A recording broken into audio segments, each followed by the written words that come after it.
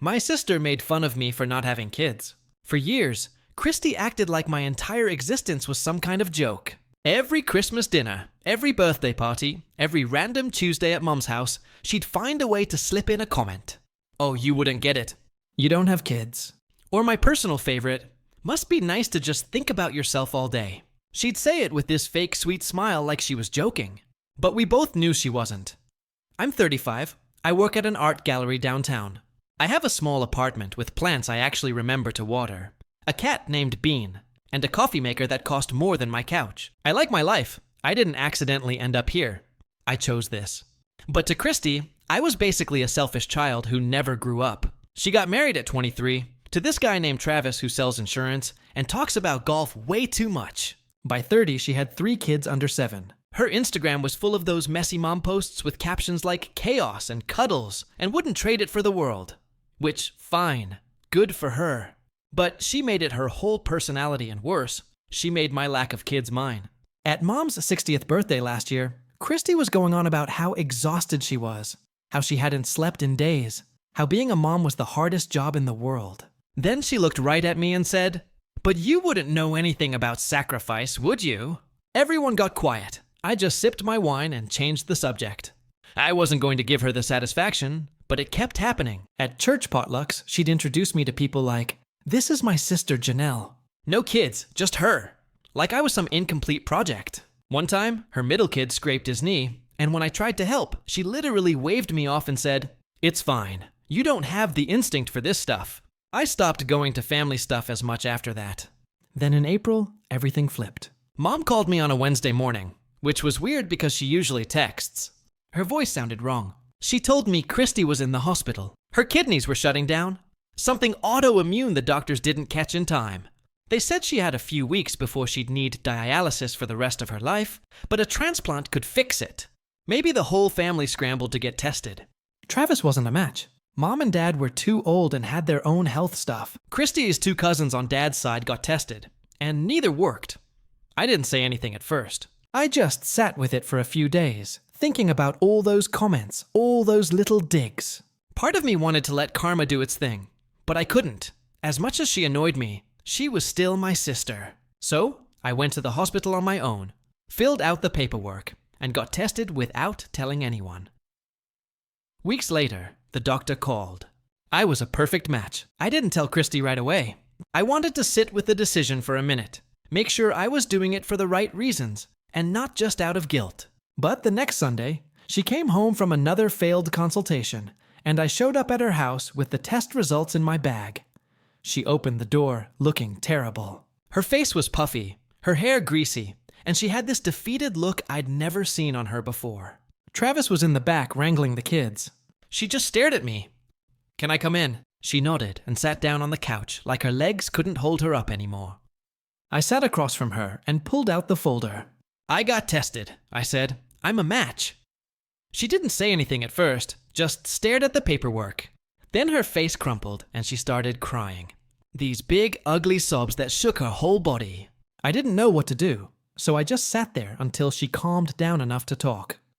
"Why would you do that?" she whispered, "after everything I said to you." I shrugged. "Because you're my sister, and because I don't need to have kids to be a decent person." She cried harder after that. The surgery happened 6 weeks later. It was rough. They took my kidney out through my side, and the recovery was no joke. I was in the hospital for 4 days, then off work for another 3 weeks. Christy's surgery went longer, but it worked. Her body accepted the kidney, and within a month, she was off dialysis and starting to look like herself again.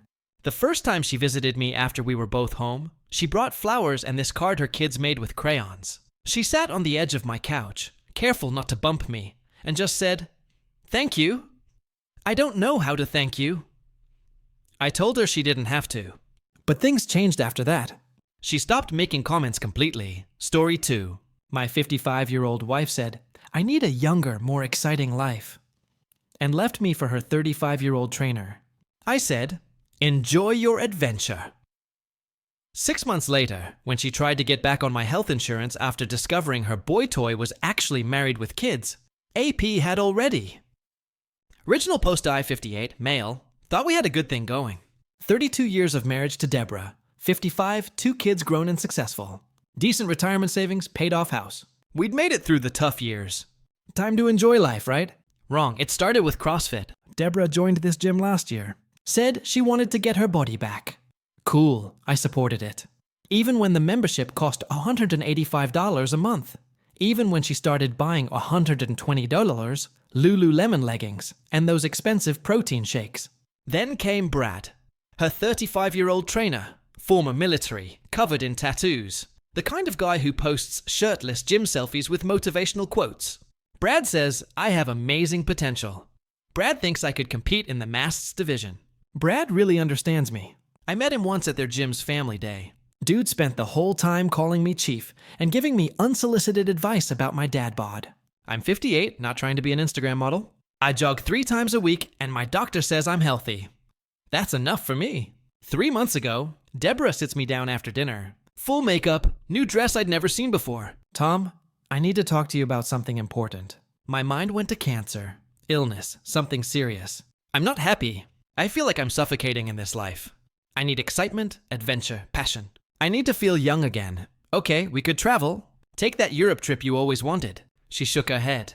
You don't understand. This life, this routine, this predictable existence, it's killing me. I'm 55, not dead. I deserve to feel alive. What are you saying? I'm leaving. Brad and I are together. He makes me feel things I haven't felt in decades. I just stared at her.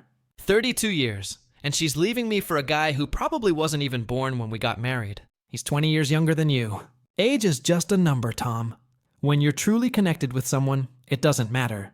The most insane part, she'd already packed, had an apartment lined up. Been planning this for months while I thought we were solid.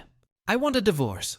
Brad and I are moving in together. He's going to help me become a fitness influencer. A fitness influencer? At 55, with 2,000 Instagram followers, half of them bots she paid for. I could have begged, could have cried, could have fought. Instead, I said, okay, enjoy your adventure. She seemed shocked I didn't fight harder. That's it? That's all you have to say? What do you want me to say? You've made your choice. You're choosing a guy named Brad, who drinks pre-workout for breakfast over 3 decades together. Good luck with that. She left that night. Update 1. 2 weeks later, the divorce papers came quick. Deborah wanted her fair share of everything. Half the house, half my 401k, half my pension alimony. Her lawyer sent this ridiculous demand letter, talking about how she sacrificed her career to raise our kids. What career? She worked part-time at a boutique for 3 years in the 90s. I paid for her to get a real estate license she never used. Funded her failed Etsy jewelry business. Supported her through her photography phase, her life coaching certification, her essential oils, MLM disaster. But here's where it gets interesting. Because she left me for another man, and we live in an at-fault state, adultery matters.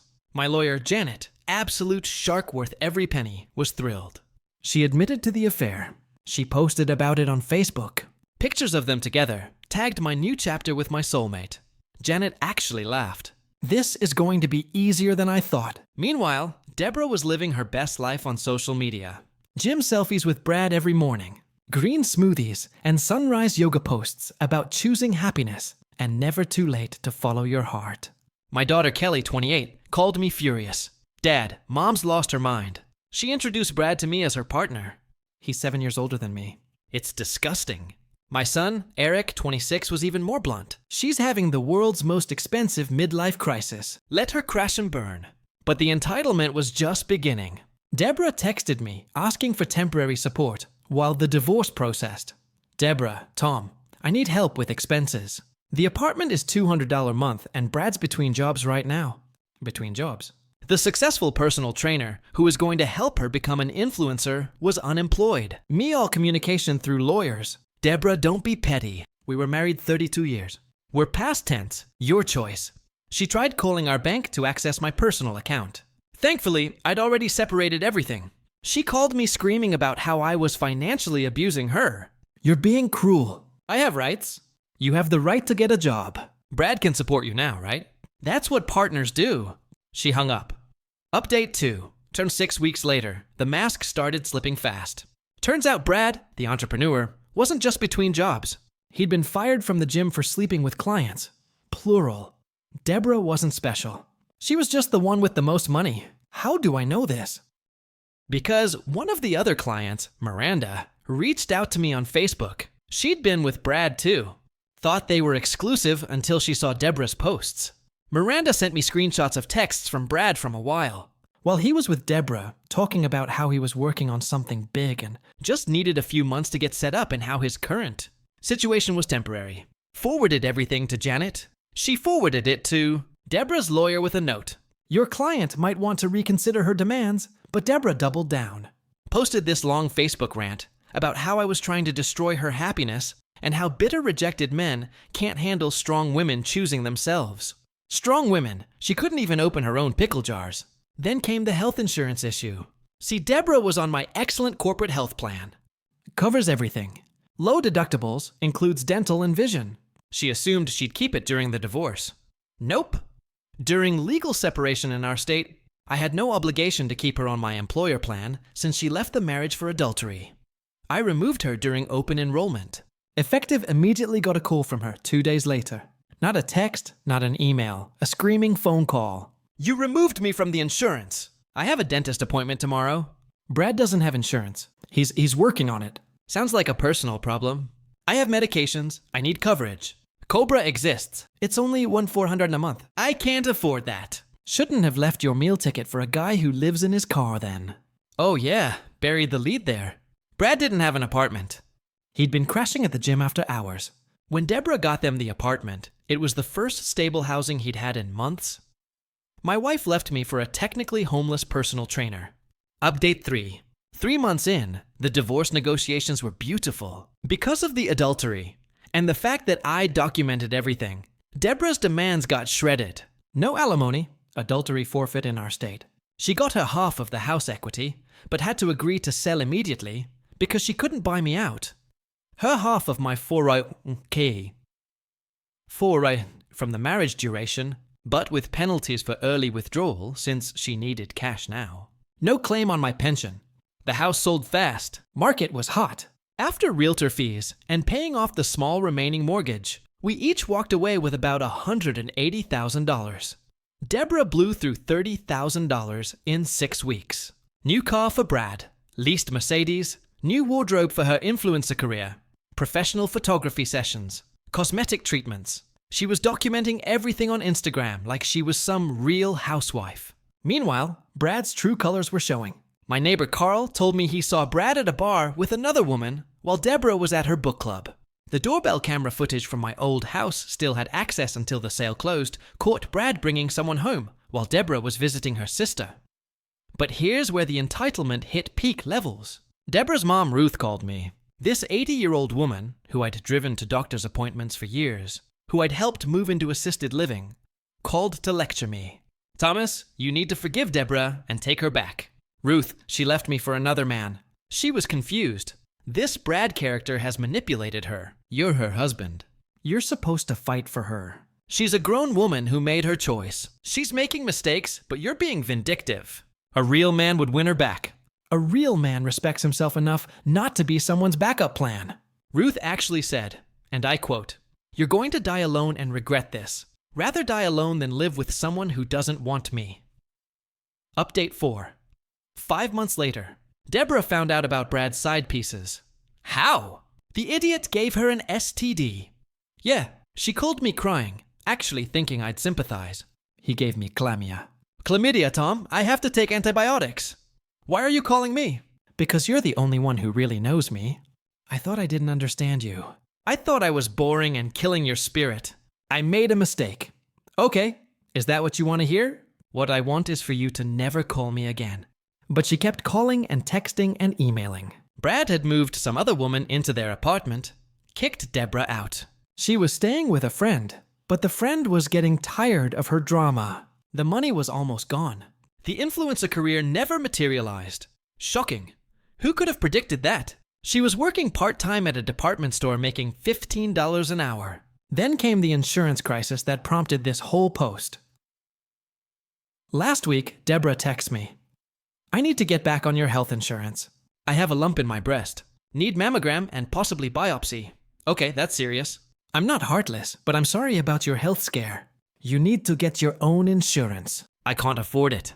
The marketplace plans are terrible and cost $800 or month. You should have thought about that before. You're seriously going to let me die because you're petty. Dramatic much? You're not dying. You need a screening. Go to Planned Parenthood. They have sliding scale fees. Here's what she didn't know. I'd remarried. Yeah, quick. But when you know, you know. Patricia, 56, widow, met her at a grief support group I attended for people dealing with major life changes. We clicked immediately. No drama, no games, just two adults who knew what they wanted. We got married at the courthouse 2 weeks ago.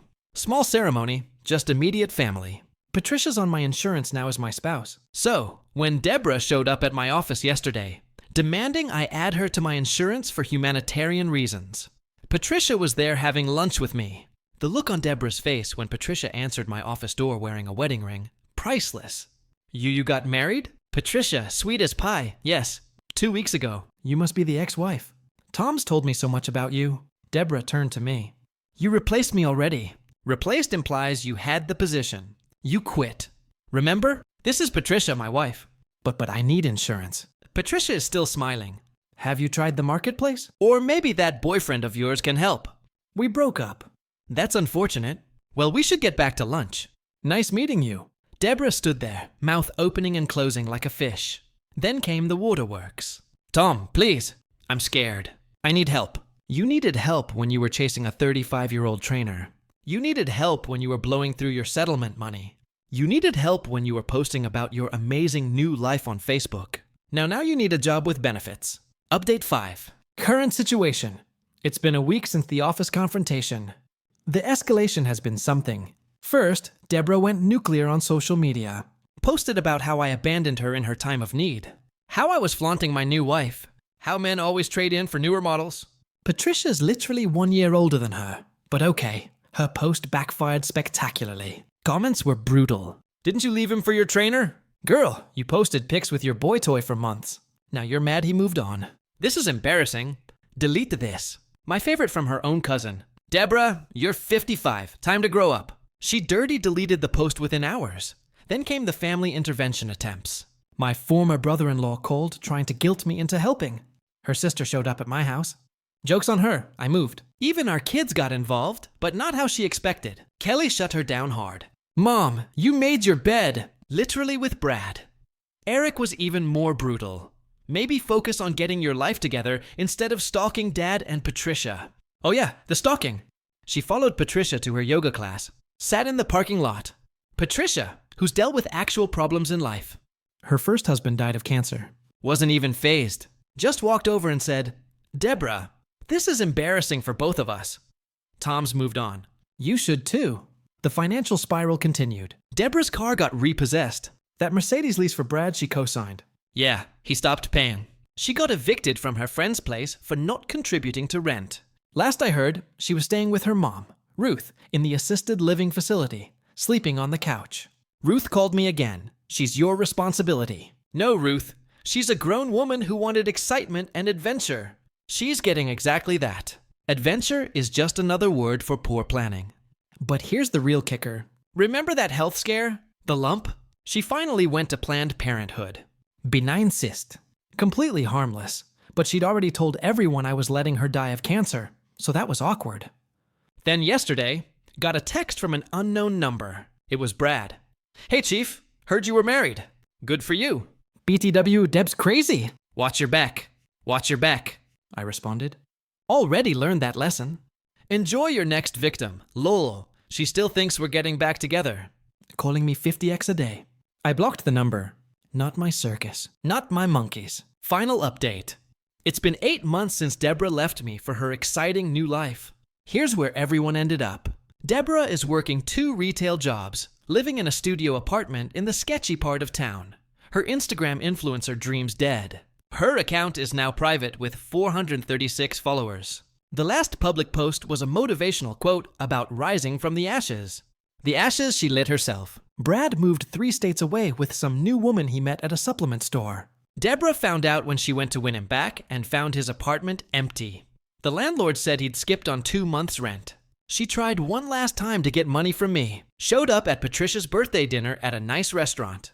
We were there with Patricia's kids and my kids' full family gathering. Deborah walked up to our table, dressed in what was clearly a new outfit she couldn't afford, and made a scene. I need to talk to my husband. Ex-husband, I corrected. We were together for 32 years. That has to mean something. Patricia, calm as ever. It meant something. Past tense. Now you're interrupting my birthday dinner. Kelly stood up. Mom, leave. You're embarrassing yourself. I'm your mother, and you left Dad for a guy younger than Eric. You don't get to play the victim now. The manager approached. Deborah tried to claim she was family and had a right to be there. The manager, looking at our clearly uncomfortable table, asked her to leave, or he'd call the police. Her parting shot. You'll all regret this when I'm gone.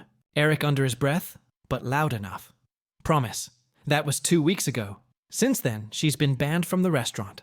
Both kids have gone low contact with her. Ruth passed away peacefully in her sleep, leaving everything to charity because she was disappointed in Deborah's choices. I got promoted at work. Stress-free life does wonders for productivity. Patricia and I are planning a real honeymoon to Greece. The whole thing cost me about $180,000 and a year of drama. But I gained peace, self-respect, and a partner who actually wants to be with me. Deborah wanted excitement. She got it. Bankruptcy is pretty exciting.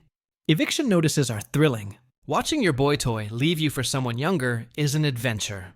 She texts me occasionally from different numbers. Always some emergency, some crisis, some reason she needs money. I don't respond. Patricia and I joke about it over wine. Another text from the ex, she'll ask, "Yep, needs money for car repairs."